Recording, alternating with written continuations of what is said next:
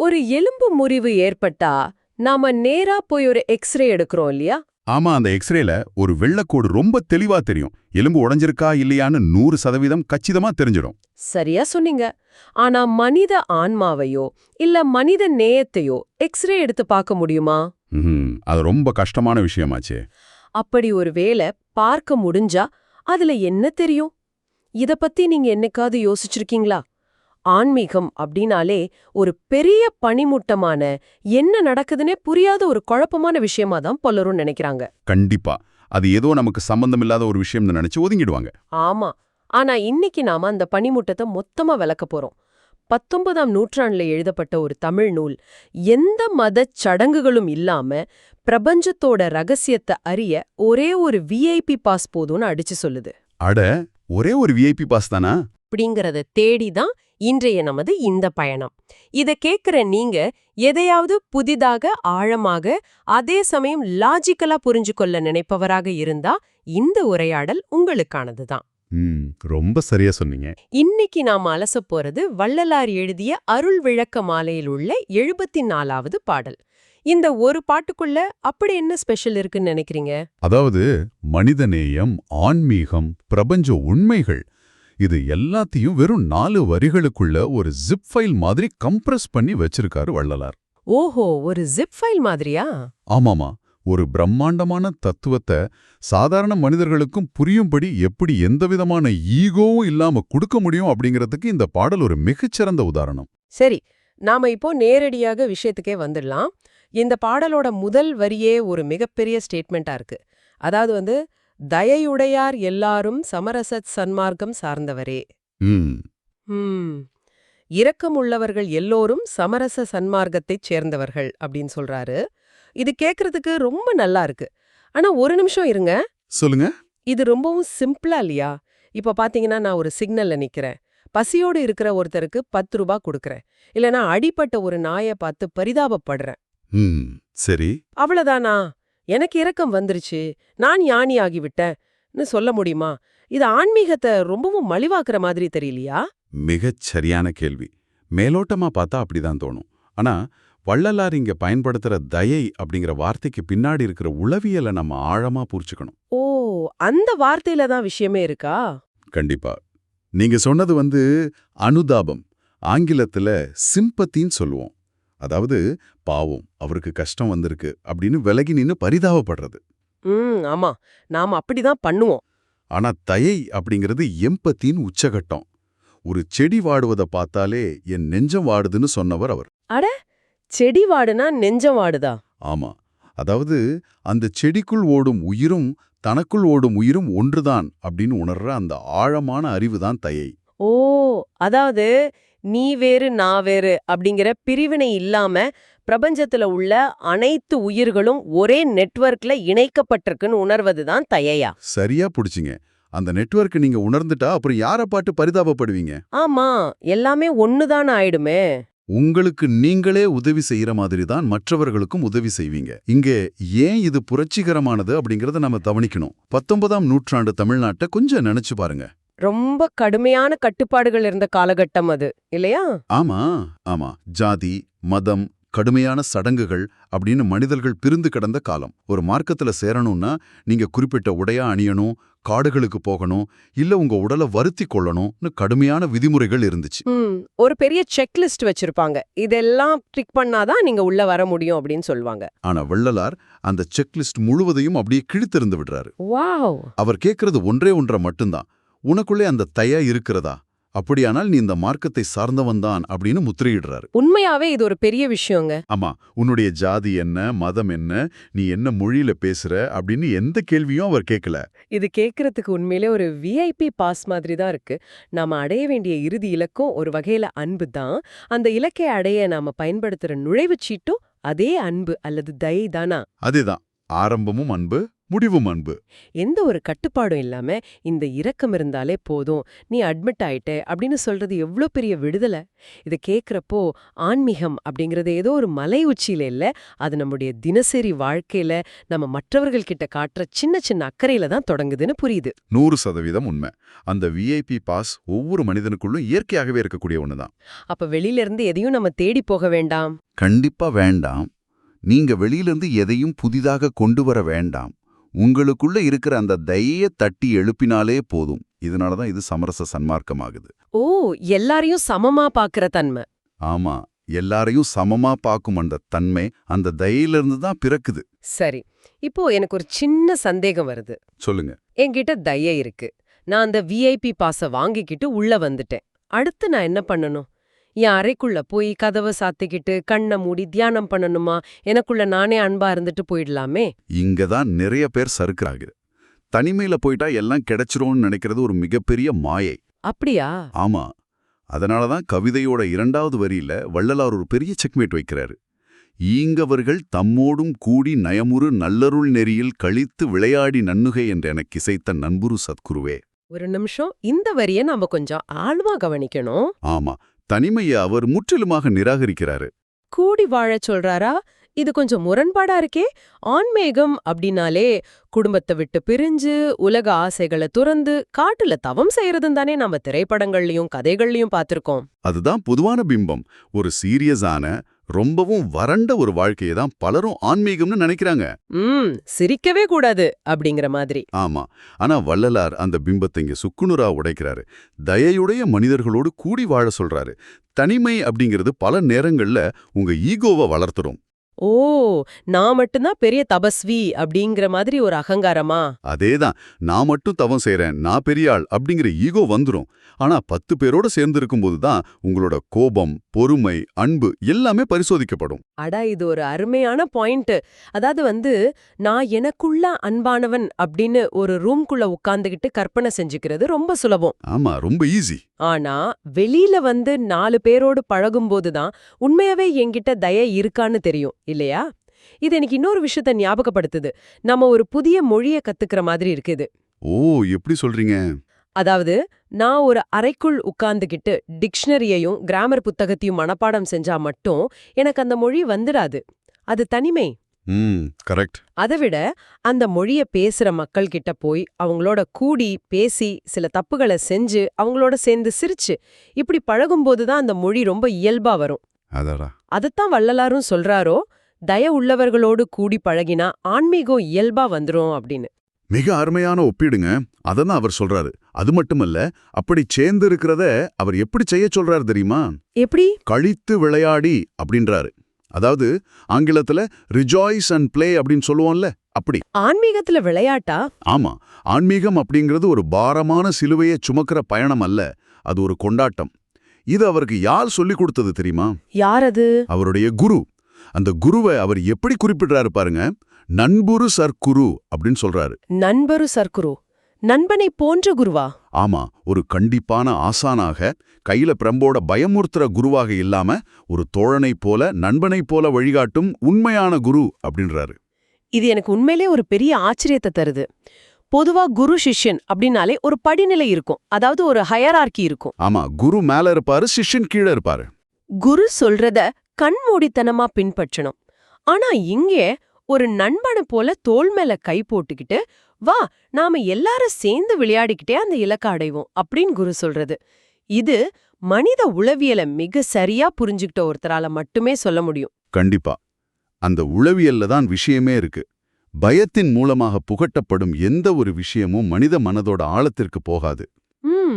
அது ரொம்ப சீக்கிரமே மறைஞ்சிடும். ஆமா, அது தற்காலிகமானது. ஆனா அன்பின் மூலமாகவும் விடுதலையின் மூலமாகவும் ஒரு விளையாட்டு போல கத்துக்கிற விஷயம் நிரந்தரமா நிலைத்து நிற்கும். அதனாலதான் கூடி விளையாடச் சொல்றாரு. அதேதான். சக மனிதர்களோடு விளையாடி மகிழ்ந்து அந்த மகிழ்ச்சியின் மூலமாகவே இறைவனை அடைய முடியும் அப்படிங்கிற ஒரு பாசிட்டிவ் அணுகுமுறையை அவர் முன்வைக்கிறாரு. சரி, இப்போ நாம இரக்கம் அப்படிங்கிற நுழைவுச்சீட்டை வாங்கிக்கிட்டோம். தயை உள்ள நல்லவர்களோட சேர்ந்து ஒரு குழுவா இணைந்து விளையாடி கொண்டாடுறோம். இதெல்லாம் வெளியே நடக்கிற செயல்கள். ஆனா மனிதனுக்குள்ளே என்ன நடக்குது? இந்த ப்ராசஸ் என் மூளையிலையும் மனசுலயும் என்ன மாதிரியான கெமிக்கல் மாற்றத்தை இல்லனா ஒரு பரிணாம வளர்ச்சியை உருவாக்குது? அந்த உள்நிலை மாற்றத்தை தான் 3வது வரியில மிக துல்லியமா படம் பிடிச்சு காட்டுறாரு வள்ளலார். அதாவது உயலுறும் என் உயிர்க்கினிய உலவே, என் அறிவில் ஓங்கிய பேரன்பே, என் அன்பிலுறும் ஒளியே. ஓஹோ. ஒரு மனிதனோட பரிணாம வளர்ச்சிய, ஒரு ஆன்மாவோட பயணத்தை இதை விட லாஜிக்கலா சொல்ல முடியுமான்னு எனக்கு தெரியல. ஒரு நிமிஷம். இது கேட்கறதுக்கு ரொம்ப அழகா இருக்கு. ஆனா இதுக்குள்ள இருக்கிற அந்த லாஜிக் என்ன? இத கொஞ்சம் பிரித்து மேயலாமா? தாராளமா பண்ணலாம். முதல்ல இறைவனை தான் உயிருக்கு இனிய உறவாக பார்க்கறாரு. அது ஒரு உணர்வு பூர்வமான தொடக்கம். சரி. அப்புறம் அந்த உறவு எப்படி பரிணமிக்குதுன்னு பாருங்க. என் அறிவில் ஓங்கிய பேரன்பே அப்படின்றாரு. இதுதான் நாம அதிகம் விவாதிக்க வேண்டிய இடம்.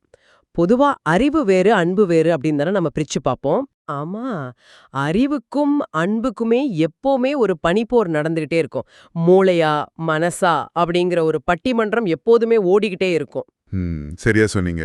மூளைய பயன்படுத்துறவங்க ரொம்ப லாஜிக்கா இருப்பாங்க. ஆனா அவங்க கிட்ட ஈவு இரக்கம் இருக்காதுன்னு நாம நினைப்போம். அதே போல அன்பாக இருக்கிறவங்க ரொம்பவும் இமோஷனலானவங்க, அவங்க லாஜிக்கா யோசிக்க மாட்டாங்க அப்படின்னு ஒரு பொது புத்தி நம்மிடம் இருக்கு இல்லையா? அந்த பொது புத்தியை தான் வள்ளலார் இங்க சுக்குநூறா உடைக்கிறாரு. அவர் என்ன சொல்றாருன்னா, அறிவு வேறு அன்பு வேறு அல்ல அப்படின்றாரு. ஓ, ரெண்டும் ஒண்ணுதானா? ஆமா. நீங்க பிரபஞ்சத்தை பற்றி ஆழமா அறிஞ்சிக்க உங்களோட அறிவு விரிவடையும். ஒரு கட்டத்துல இந்த மரங்கள், விலங்குகள், சக மனிதர்கள், ஏன் நட்சத்திரங்கள் கூட ஒரே அணுக்களால தான் ஆனவை அப்படிங்கிற அந்த உச்சகட்ட அறிவு உங்களுக்கு வரும்போது அங்க உங்களுக்கு வேற என்ன தோணும்? வாவ், வேற வழியே இல்ல, அங்க அன்பு தான் தோணும். இது ரொம்ப பிரமாதமான ஒரு விஷயம். ஆமா. அறிவு தான் அகங்காரமா மாறும். நான் பெரிய அறிவாளி அப்படிங்கிற ஈகோவை கொடுக்கும். ஆனா பரந்த உண்மையான அறிவு பேரன்பாக மலரும். அதனால தான் அறிவில் ஓங்கிய பேரன்பு அப்படின்றாரு. சரி, அப்ப அந்த பேரன்புக்குள்ள என்ன இருக்கு? என் அன்பில் உறும் ஒளியே அப்படின்றாரு. அந்த அன்போட உச்சக்கட்டமாக திகழும் பிரகாசமான ஒளிதான் இறைவன் அப்படின்னு சொல்றாரு. இது ஒரு தர்க்கரீதியான சயின்டிஃபிக்கான வளர்ச்சின்னு கூட சொல்லலாம். உறவு அறிவாகி. ஆமா. உறவு அறிவாகி, அறிவு பேரன்பாகி, அந்த பேரன்பு பேரொளியாக மாறும் விந்தை இது. இதை நீங்க விவரிக்கும்போது எனக்கு ஒரு ரஷ்யன் நெஸ்டிங் டால் விளையாட்டு தான் ஞாபகத்துக்கு வருது. ஓ, அந்த மரபொம்மை இருக்குமே அதான்? ஆமா, ஒரு மரபொம்மை இருக்கும். அதை திறந்தா உள்ள அதை விட சிறிய ஒரு பொம்மை இருக்கும். அதை திறந்தா உள்ள இன்னொன்னு இருக்கும். கரெக்ட். அதுபோல அறிவு அப்படிங்கிறது ஒரு வெளியோடு மாதிரி. அது கெட்டது கிடையாது, அது ஒரு பாதுகாப்பான ஓடு. அந்த அறிவை திறந்தா அதோட உள்ளே அன்பு இருக்கு. அந்த அன்பை திறந்தா அதோட மையத்துல ஒரு ஒளி இருக்கு. இத கேட்கும்போது நம்மளுடைய சிந்தனை முறைக்கே ஒரு பெரிய சவால் விடுற மாதிரி இருக்கு. கண்டிப்பா. அறிவுக்கும் அன்புக்கும் எப்போதுமே ஒரு எதிர்ப்பதம் கற்பிக்கிற இந்த உலகத்துல அறிவும் அன்பும் ஒன்றோடொன்று பின்னி பிணைந்தவை. உச்சக்கட்ட அறிவே பேரன்பு தான் அப்படிங்கிற தத்துவம் உண்மையிலேயே அபாரமானது. அந்த சவாலை ஏற்றுக்கொண்டு தனக்குள்ளே அந்த ஒளியை கண்டடைந்த ஒருவன் அடுத்து எதை பாப்பான்னு நினைக்கிறீங்க? எதை பாப்பான்? இதுவரைக்கும் நம்ம மனிதனோட உள்நிலை மாற்றத்தை பார்த்தோம். தனக்குள்ளே தன் உள்ளங்கைக்குள்ள ஒரு ஒளியை கண்ட அந்த மனிதன் அடுத்து பிரபஞ்சத்தோட எல்லையை காண புறப்படுறான். வாவ், மைக்ரோஸ்கோப்ல இருந்து டெலஸ்கோப்பிற்கு மாறுறான். அதுதான் பாடலோட இறுதி வரி. மயலரு மெய்த்தவர் சூழ்ந்து போற்றும் மணிமன்றில் மானடத்தின் அரசே என் மாலை அணிந்தருளே. மணிமன்றம் கேட்கவே ரொம்ப பிரம்மாண்டமா இருக்கு. இது ஏதோ ஒரு பெரிய அலசவை போல தோணுது. இந்த வரியோட ஆழத்தை, இதோட மெக்கானிசத்தை கொஞ்சம் விளக்க முடியுமா? கண்டிப்பா விளக்கலாம். மயலரு மெய்த்தவர் அப்படின்னா மயக்கம் தீர்ந்த, அதாவது உலக மாயைகள்ல இருந்து விடுபட்ட உண்மையான முனிவர்கள்னு அர்த்தம். சரி. அவங்க எல்லாம் சூழ்ந்து நின்னு போற்றக்கூடிய ஒரு இடம் இருக்கு. அதுதான் மணிமன்றம். ஆங்கிலத்துல ஹால் ஆஃப் ஜம்ப்ஸ் அப்படின்னு சொல்லலாம். இது ஏதோ ஒரு ஊர்ல இருக்கிற ஒரு கல்கட்டடம் கிடையாது. இது இந்த சுழலும் பிரபஞ்சமே ஒரு பெரிய நடன மேடை அப்படிங்கிற உருவகம். பிரபஞ்ச நடன மேடை, அதாவது கேலக்சிகள், கிரகங்கள் எல்லாமே சுழன்று கொண்டிருக்கிற அந்த ஸ்பேஸ். ஆமா, அதேதான். அந்த மணிமன்றத்துல இந்த அகிலத்தையே ஆட்டுவிக்கும் இறைவன் ஒரு மாபெரும் நடனத்தை புரியறான். அதுதான் மாநடம். உலகம் அப்படிங்கிறது ஒரு நிலையான புகைப்படம் இல்ல, அது சதா சர்வகாலமும் இயங்கிக்கிட்டு இருக்கிற ஒரு நடனம். பிரபஞ்ச நடனம்.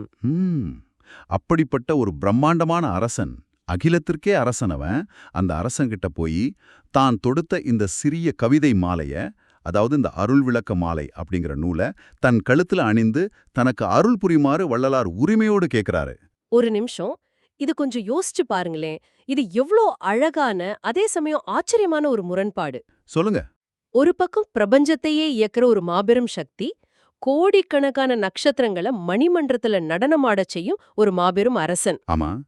இன்னொரு பக்கம் பாத்தீங்கன்னா, இந்த சிறிய பூமியில உள்ள ஒரு சாதாரண மனிதன் தன் கைகளால் எழுதிய சில வார்த்தைகளாலான ஒரு கவிதை மாலை.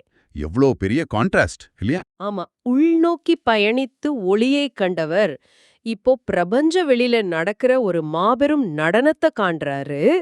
இந்த கவிதை அப்படிங்கிறது வெறும் வார்த்தைகள் தான். ஆனா அத கொண்டு போய் அகிலத்தையும் ஆளும் இறைவனோட கழுத்துல மாலையாக போடு அப்படின்னு சொல்ற அந்த சுதந்திரம், அந்த துணிச்சல் அவருக்கு எங்கிருந்து வந்துச்சு? எங்கிருந்து வந்திருக்கும்னு நினைக்கிறீங்க? நான் நினைக்கிறேன், இது நாம முன்னாடி பேசணுமே நண்பனான குரு, அந்த உறவுல இருந்து வந்த உரிமையா தெரியுது. ஒரு நண்பன் கிட்ட தானே நம்ம இப்படி எந்த ஒரு தயக்கமும் இல்லாம உரிமையா கேட்க முடியும். ரொம்ப சரியா சொன்னீங்க. டே, நான் உனக்காக ஒரு பாட்டு எழுதிருக்கேன், இத கழுத்துல போட்டுக்கோ அப்படின்னு சொல்ற மாதிரி ஒரு அந்யோன்யம் இது. மிக மிக நுட்பமான இணைப்பு இது. நீங்க சரியா புள்ளிகளை இணைச்சிட்டீங்க. நீங்க ஆரம்பத்துல தயை அப்படிங்கிற புள்ளியில தொடங்குனீங்க இல்லையா? ஆமா. அந்த தயை தான் ஒருவனை மற்ற மனிதர்களோடு இணைத்து ஈகோவை ஒழித்து நல்லவர்களோடு சேர்ந்து விளையாட வைக்குது. அந்த விளையாட்டு அவனுக்குள்ளே இருக்கிற அறிவை பட்டை தீட்டி அதை அன்பாக மாற்றுது. அந்த அன்பு அவனுக்குள்ள இருக்கிற ஒளியை காட்டுது. அந்த ஒளி அவனுக்கு பிரபஞ்ச நடனத்தையே தரிசிக்க வைக்குது. அந்த தரிசனத்தோட முடிவுல அவன் இறைவனோடு ஒன்றிப்போய் தன் வார்த்தைகளை அவனுக்கு மாலையாக சூட்டும் அளவுக்கு ஒரு அந்யோன்யத்தை, ஒரு காதலை அடையறான். வாவ், கேக்குறதுக்கே புல்லரிக்குது.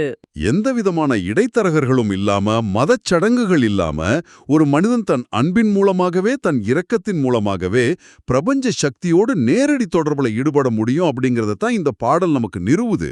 இத கேட்கும் போதே ஒரு விதமான சிலிர்ப்பு ஏற்படுதுங்க. இத கேட்டுக்கிட்டு இருக்கிற நீங்க ஒரு கணம் உங்க வாழ்க்கையோடு இத பொருத்தி பாருங்க. நாம எவ்வளவோ விஷயங்களை தேடி ஓடிக்கிட்டு இருக்கோம். ஆனா எல்லாமே நமக்குள்ளேயே, நாம காட்டுற அந்த சின்னஞ்சிறிய இரக்கத்திலே இருக்கு அப்படிங்கிறது எவ்ளோ பெரிய நிம்மதிய தருது. ரொம்ப உணர்வுபூர்வமான உண்மை இது. நாம இந்த ஆழமான தேடலோட இறுதி பகுதிக்கு வந்துட்டோம். 4 வரிகள் கொண்ட ஒரு பாடல் தான். ஆனா நாம கடந்து வந்த பாதை எவ்ளோ பெரியதுன்னு நினைச்சு பாருங்க. தயை என்னும் ஒற்றை புள்ளில ஒரு விஐபி பாஸ் போல நம் பயணத்தை தொடங்கணும். ஆமா. பிறகு தனிமை அப்படிங்கிற ஈகோவை விட்டுட்டு நல்லவர்களோடு சேர்ந்து ஒரு புதிய மொழிய கத்துக்கிறது போல சிரித்து விளையாடினோம். அறிவுக்குள் அன்பையும் அன்புக்குள் ஒளியையும் ஒரு ரஷ்யன் நெஸ்டிங் டால் போல கண்டெடுத்தோம். ரொம்ப அழகான பயணம். இறுதியாக அந்த பிரபஞ்ச மாநடனத்துல ஒரு நண்பன் கிட்ட பேசுறது போல நம்முடைய கவிதை மாலையை சூட்டி மகிழ்ந்தோம். ஒரு முழுமையான ஆன்மீக பயணம் மனிதநேயத்துல தொடங்கி பிரபஞ்ச காதல்ல எப்படி முடியுது அப்படிங்கறது நம்ம இன்னைக்கு அலசியிருக்கோம். உண்மைதான். இந்த பாடல் ஒரு தத்துவ விளக்கம் மட்டும் இல்ல. அது ஒவ்வொரு மனிதனுக்கும் கொடுக்கப்பட்ட ஒரு வாழ்வியல் வரைபடம். நீங்க எதையும் தேடி எங்கும் அலைய வேண்டாம். உங்களுக்குள்ள இருக்கிற இரக்கத்தை கெட்டியா புடிச்சுக்கோங்க. அதுவே உங்களை ஒளிக்கு இட்டு செல்லும். அப்படிங்கிற மிகப்பெரிய நம்பிக்கைய இது விதைக்குது. மிக சரியா சொன்னீங்க. நிகழ்ச்சிய நிறைவு செய்யறதுக்கு முன் இத கேட்டுக்கிட்டு இருக்கிற உங்களுக்காக இதுவரை நாம பேசாத, ஆனா யோசிக்க வேண்டிய ஒரு புதிய ஆழமான கேள்வியை நான் முன்வைக்க விரும்புறேன். என்ன கேள்வின்னு நாங்களும் தெரிஞ்சுக்கலாமா? நம்ம இன்னைக்கு அறிவை பற்றியும் அன்பை பற்றியும் பேசணும். அறிவு முதிர்ச்சி அடையும் போது அது பேரன்பாக மாறும் அப்படின்னு வள்ளலார் சொன்னாரு. ஆனா இன்றைய உலகத்தை கொஞ்சம் பாருங்க. நம்ம ஆர்டிஃபிஷியல் இன்டெலிஜென்ஸ் அப்படிங்கிற ஒரு மாபெரும் தொழில்நுட்பத்திற்கு மத்தியில வாழ்ந்துகிட்டு இருக்கோம். ஆமா, ஏஐயோட காலம் இது. நம்மை விட சிறப்பாக சிந்திக்க, லாஜிக்கா முடிவெடுக்க, டேட்டாவை அனலைஸ் செய்ய இன்னைக்கு ஏஐ இயந்திரங்கள் வந்துடுச்சு. அறிவு, அதாவது இன்டெலெக்ட் அப்படிங்கிறது இன்னைக்கு ஒரு சாதாரண பொருளா, ஒரு கமோடிட்டியா மாறிடுச்சு.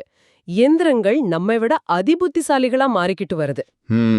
நிதர்சனமான உண்மை. ஆனா வள்ளலார் சொன்னது உண்மையாக இருந்தா, உண்மையான ஆன்மீக பரிணாம வளர்ச்சி அப்படிங்கிறது அறிவு அன்பாக மாறுவதுதான் அப்படின்னா, எதிர்காலத்துல மனிதர்களாகிய நமக்கு எஞ்சியிருக்கும் ஒரே ஆயுதம் அல்லது ஒரே அடையாளம் இந்த தயை என்னும் இரக்கம் மட்டும்தானோ? ரொம்ப ஆழமான சிந்தனை இது. நாம அறிவான இயந்திரங்களை உருவாக்கிக்கிட்டு இருக்கிற அதே வேளையில அதுக்கு சமமா ஆழமான அன்பு கொண்ட இதயங்களை நமக்குள்ள உருவாக்கிக்கிட்டு இருக்கோமா? அறிவில் இயந்திரங்கள் நம்மை முந்திச் செல்லலாம். ஆனா அன்பில், இரக்கத்தில் நம்மை நாமே முந்திச் செல்ல இதுதான் சரியான நேரமா? சற்றே சிந்தித்துப் பாருங்கள். அடுத்த ஆழமான தேடலில் இன்னும் பல சுவாரஸ்யமான தகவல்களோடு உங்களை சந்திக்கிறோம். அதுவரை உங்களோட தேடல் தொடரட்டும்.